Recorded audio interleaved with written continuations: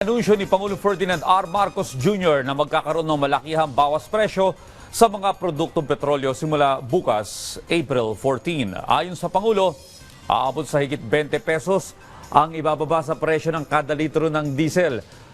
Mahigit 4 na piso naman ang inaasahang bawas presyo sa kada litro ng gasolina, habang higit 8 piso ang bawas presyo sa kada litro ng kerosene. Git ng Pangulo, malaking bagay ito para sa mga tsoper na pangunahing apektado ng nagtataasang presyo ng langis.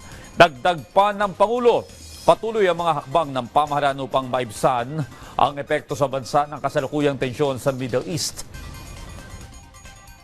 Sa mga susunod na araw at linggo, may aanunsya po ko na mga dagdag na hakbang at tulong mula sa gobyerno. Hindi nating hahayaang mapabayaan ang bawat Pilipino sa gitna ng mga hamong ito. Kaya tuloy-tuloy ang trabaho ng pamahalaan nang may maramdaman na ginhawa ang bawat pamilya. At yan ang tinututukan namin araw-araw.